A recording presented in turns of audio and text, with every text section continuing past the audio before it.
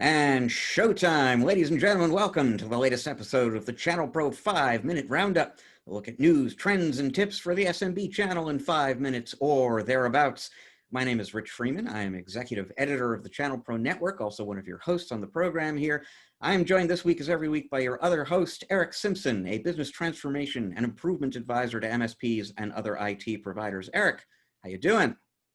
I'm doing as well as can be expected, Rich, as we continue one day at a time. How about you? It does feel sometimes like we're in apocalyptic times, doesn't it? It's like, and you're in Southern California where everything is on fire, and now the smoke from your fires has reached us here in Seattle. So I feel like I'm on my second pack of the day here at this point. And that's on top of all the stuff that was happening before. So, we're, again, and many people have said this, we're waiting for the alien invasion to arrive at some point before the end of the year, just to kind of put a bow on 2020. Yeah, how do we top everything that's been happening this year? How do you top that? And yes, California's reach is pretty strong. So, sorry that you're being impacted by everything that is ash now everywhere here. So, but we need to push on, Rich. We need to push on. We do.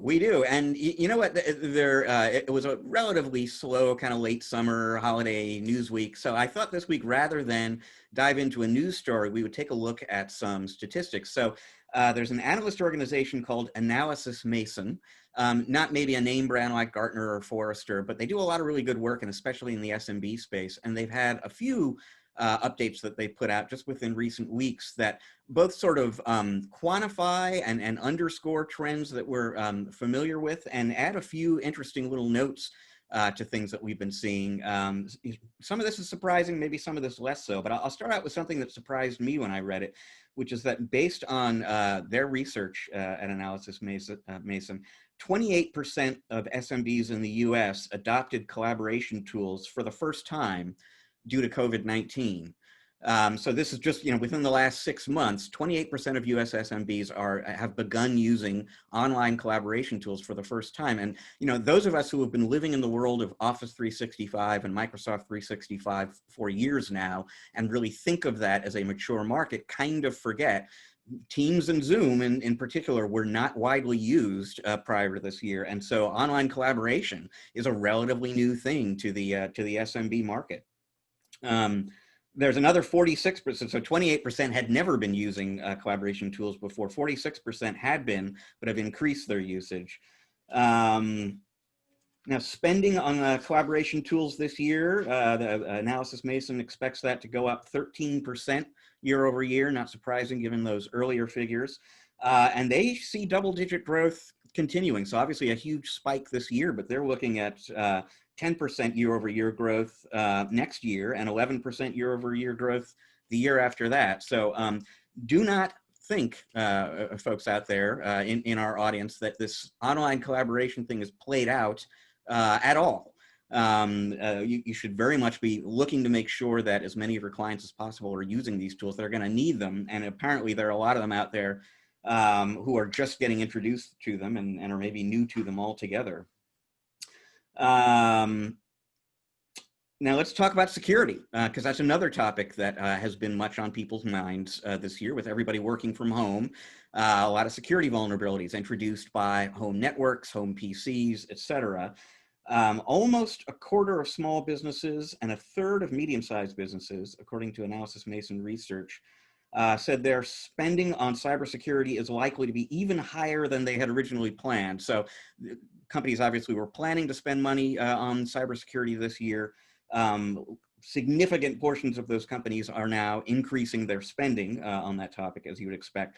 And this was interesting to me. Spending growth for remotely managed security services is projected to grow or reach, 13% a year between 2020 and 2024. So in other words, remotely managed or managed security products are grabbing a bigger share of the security spending landscape. And in fact, there are other statistics in the study here that indicate packaged security products, if you will, are going to be losing share. It's really all going to be about cloud delivered, cloud enabled security products going forward. Again, there's plenty of upside in security for your work from home customers right now. Don't look past that opportunity. Yeah, continued 10%, continued double digits spending increases by SMBs in the US on cybersecurity through 2024, according to these surveys. So no end in sight to that trend. So like I said, Eric, I mean, we knew this was the year of collaboration and security. To kind of see some of those numbers broken out a little bit and to see that this is not a temporary phenomenon, I thought was kind of interesting. Very interesting stats there. And, at first blush, I think they're kind of low. I think that, 13% year over year, I think it's going to be greater than that, this growth. I was on a webinar yesterday and we were talking about, my thought leadership piece was all about, virtual selling and how MSPs are advancing, forward, growing their businesses, now that business owners are more comfortable with these collaboration tools by being forced to do them, to engage with them themselves for their businesses. And now it's an opportunity for MSPs to not make it weird or awkward to schedule virtual sales qualifying sessions and things like that, and do virtual sales presentations using these tools. And one point that I made, which I think is salient, that I hadn't really thought about until, the stop and start, school year, trying to get, kids, either how are we going to figure out how we're going to, teach these kids? Well, many parents have been going through this remote learning back and forth with kids. So when these technologies now impact your personal lives and your kids' lives, I think it accelerated the adoption of business owners that had not yet been engaged with these collaboration tools. So I think this is going to continue to grow, just like the analysis firm predicted. I think it might grow faster than that. So those are some of the key drivers that I thought, well, when you're forced to use it at home for other things, you're more apt to be comfortable doing that. And my guidance to the MSPs was, don't make it awkward using these tools. Make sure that you're very familiar with how to use these tools when you're doing any kind of engagement with your prospects or clients, whether it's a sales presentation or a sales process or a QBR. Make sure, you're not hunting around to try to figure out how to share your screen, right? Make sure you're a master of that, so it's not an impediment, but an accelerant to what you're doing. And then on the cybersecurity growth, I think it's going to grow faster than that as well. But we'll see. We'll keep tabs on it. And I read this morning online, Rich, so it must be true, that cyber insurers that are delivering cyber liability insurance policies are now increasing their rates and or not taking on any new business for cyber liability insurance because of the fast changing landscape that we're in, right? So, the need is great, and I hope that, that doesn't impact businesses and MSPs. I had a knee-jerk reaction going, holy cow, that's not good news if the cyber liability insurers are kind of putting a pause on taking on new clients because they're trying to figure out what the true impact, because the risk is so great and because of the accelerated impact that these cyber criminals are having. Yeah, and I mean, there's just been a ton of research in the last few months from major security vendors that really kind of quantifies the degree of or the degree to which the threat has accelerated, and it is changing all the time too, which it explains the behavior by the cyber insurers. It's very hard for them to calculate, come up with the actuarial tables for cyber insurance right now when these numbers are so much in flux. I want to go back to the collaboration thing that you were talking about, though, because I think that's really important. In all of this stuff we're talking about, there is the immediate opportunity to get a customer who has not been doing collaboration online with collaboration. And at this point, probably most of the customers who are going to need to do that are to some extent doing that. But there is a longer term opportunity to follow up. I mean, Teams, just to focus in on that, Teams does a whole lot more than virtual meetings. And so you can kind of go back to the customers who you now have up and running on Teams, and enable them to do a lot more with that platform. You can get more sophisticated about how they use Teams or Zoom for video conferencing. And I mean, so there's project work, there's value to be added around some of these products that you've already gotten in with these customers. And that is an ongoing opportunity. Again, most businesses to some extent are going to be doing some work from home for the foreseeable future, even, you know, once we've happily put this pandemic behind us. And so that this is an ongoing opportunity in both security and collaboration. And to you know, to agree and kind of double down on what you're saying, Rich, those MSPs that are very, very strategic are making that shift now. So see this as an opportunity to shift your relationships with your clients to be more strategic and more communication, collaboration, and cloud focused and security focused, right? So, you know, the further we get away from, you know, the 80s, Rich, when, you know, we're just selling hardware like hotcakes, you know, and loving every minute of it, you know, to being more strategic and more consultative, and helping really our clients achieve business outcomes instead of technical outcomes, the better off the clients will be, and the stronger relationships we'll have with these clients and become more an integral part of, you know, their business growth strategy. Real business partners rather than advisors. You know what I mean? Trusted advisors, business partners, right? Needed business partners, because we're helping them leverage the technology to achieve their business goals. And of course,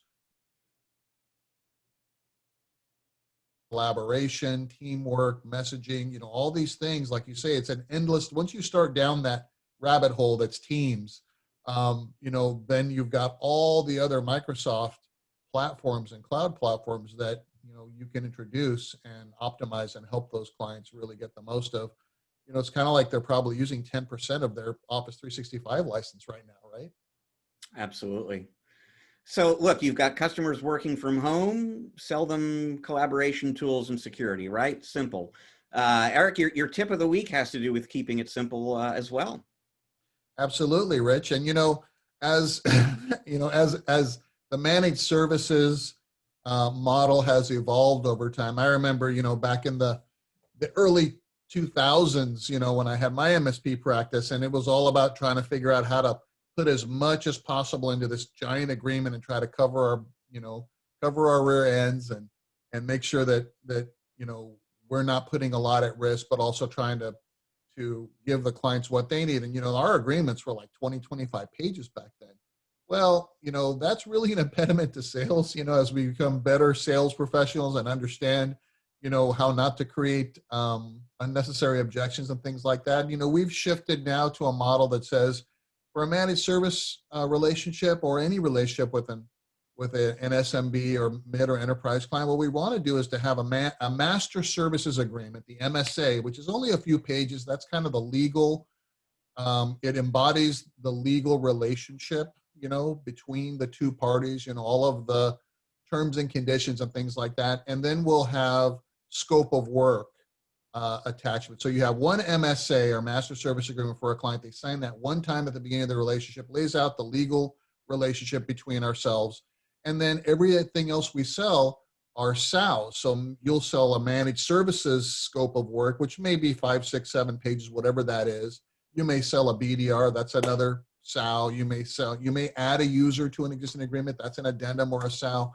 So the advice, the tip of the week this week is, for all these little ancillary things, try not to complicate things. Don't create another agreement if you don't have to. Create a master services agreement and a SOWs. And for the simple day-to-day stuff that clients need, little changes, little ads, additional subscriptions, one-page SOW. Make it simple. Now, in your managed service agreement SOW, document in there what the additional cost of adding users is. So that way you don't really have to, you know, create a lot of paperwork when somebody hires somebody new. You already know what you're going to charge them based on that. And then once they say, yes, I'm adding a user, that increase just automatically goes out on the next invoice, right? But for everything else, have a one pager, make it simple, Give the client what they need, make it easy for them to sign it, and then just reflect that increase on the next invoice. And don't line item everything on that invoice. You just, from a price perspective, you can include everything that's included, but one price, especially if it's a monthly recurring revenue type of service. So just keep it simple, and don't make a big deal about, the paperwork. The bigger deal you make about anything in a sales engagement, the bigger deal the client's going to make about it. And you want it to be no big deal. And you're really not exposing yourself, as long as you have created that master services agreement the right way. You worked with an attorney, you've gone over it with a fine tooth comb, so you know that that's rock solid. It's something you can have a customer sign one time, and it's going to cover you and them in all the appropriate ways. If you've done that homework, that legwork in advance, which you need to do, you're really not exposing yourself to any additional risk by embracing the model that you're talking about here, Eric. For anyone who is listening to this and thinking, well, if it's a shorter agreement or fewer agreements that I'm signing, then aren't I leaving some things vague and ill-defined? If the master services agreement is written right, I would think you are not any more exposed legally than you would be otherwise. You've just simplified the process of getting all of that in writing for yourself and for the customer. And that's a perfect point of emphasis, Rich. And also the other thing I would add is in the master services agreement, it indicates that any service provided to the client will be documented and covered under a SAL. And think about this, when there is a conflict, because there may be a conflict between the master service agreement and the SAL, it may be a payment term, it may be something else, but document in your MSA that in cases where there is a conflict, the SAL wins. Right, so that you do have a little wiggle room in the SAL. Just be cognizant that you're not creating unnecessary conflict. Well, fantastic stuff. It leaves us with time for just one more story this week. That story comes to us from the great state of Kentucky. And Eric, it doesn't take all that much to foil the perfect crime. Because there was a motorist in Kentucky who had the perfect crime all plotted out. I guess he didn't want to pay the registration fees for his car and get that new set of plates, so he was just going to make his own plates. Those would be free, obviously. And it was a perfect scheme. It probably would have worked if his art skills were only a little bit better. He hand drew phony license plates with magic marker on cardboard, as far as I can tell from the photograph that I'm looking on right now. Did not fool the police, unfortunately. So, you got to think these things through, people. It might seem like the perfect crime. It's not if you don't isolate that one fatal flaw in your plan. Rich, yeah, it's, I chuckle here because, he may be getting an education on how to make license plates properly now as a result of that. This is very true, isn't it? Yes. The justice in that. So thank you very much, folks, for joining us. That's all the time we've got this week on the 5-Minute Roundup. We appreciate you being with us. If you like the show, want to take a look at some past episodes, maybe keep up with the new ones when they become available, best thing to do is go to the ChannelPro Network channel on YouTube and subscribe to that. Make sure you click that little bell icon if you want to get the notifications when Eric and I post a new episode. If you want to read up on what's happening in the industry, you get the latest news, business growth advice for your company, trend information like some of the statistics we were talking about this week, please visit channelpronetwork.com on a daily basis, because there's great new stuff going up there for you every single day. To learn more about Eric and the work that he does with his clients, go to ericsimpson.com. That is ERICK Simpson.com. So once again, thank you very much for joining us. We will be back next week with another episode of the show. Until then, please, people, enjoy the rest of your week. Eric and I are enjoying the rest of your week already.